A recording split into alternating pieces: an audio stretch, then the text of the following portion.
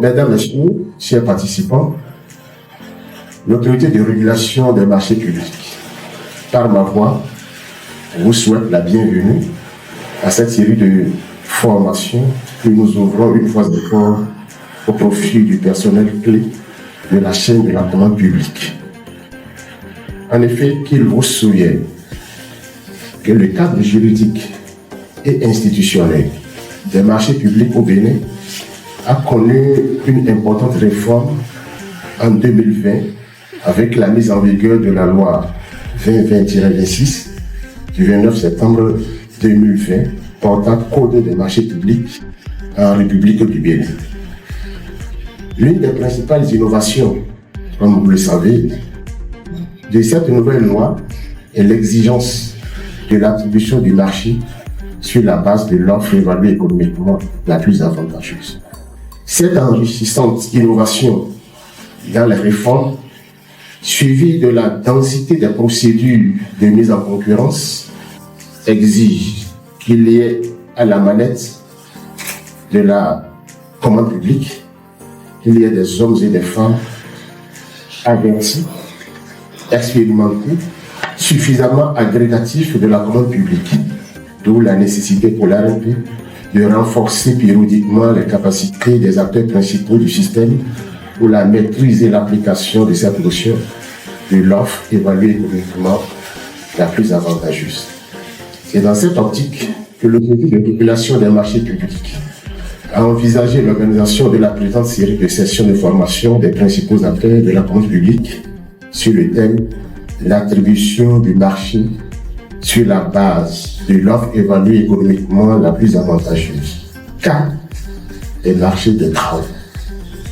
Il s'agit de permettre au personnel clé de la commande publique d'avoir d'une part une parfaite maîtrise en termes d'identification des critères économiques, d'identification des critères financiers, d'identification des critères techniques et de capacité en matière de gestion environnementale.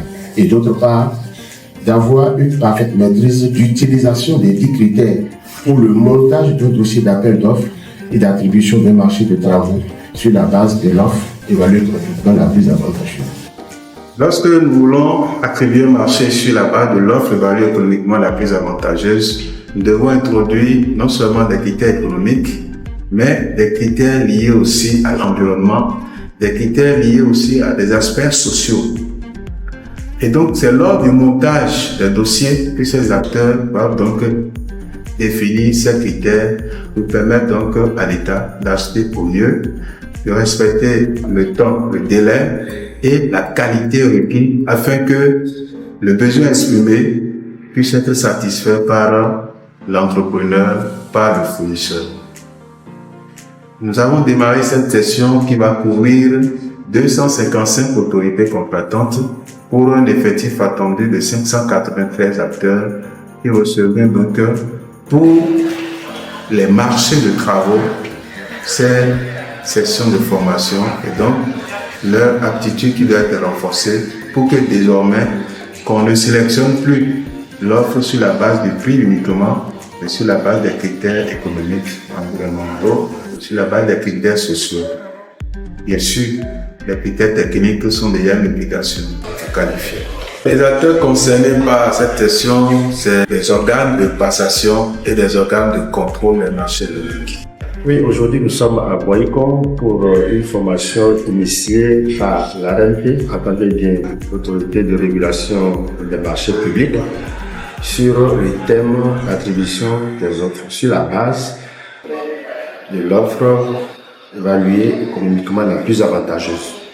C'est vrai, c'est une notion qui est intervenue dans les innovations apportées au niveau du code des marchés publics en 2020.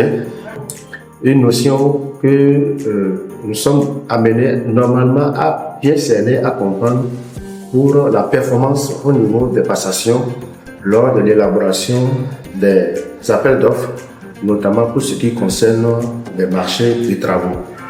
L'attente aujourd'hui, ici, je dis personnellement, je voudrais bien profiter de cette séance de formation organisée par l'ARMP pour appréhender davantage et approfondir les connaissances qui s'y trouvent dans cette notion pour une meilleure applicabilité au niveau des marchés publics, où nous sommes appelés chaque fois à prononcer ou à apprécier la prononciation, l'attribution des différents marchés, notamment dans le domaine des travaux.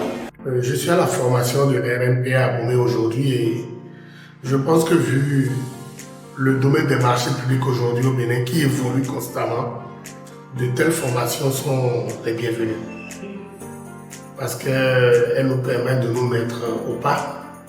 Mais ce que je vais demander, c'est vrai, il y a assez de participants, mais il faut élargir.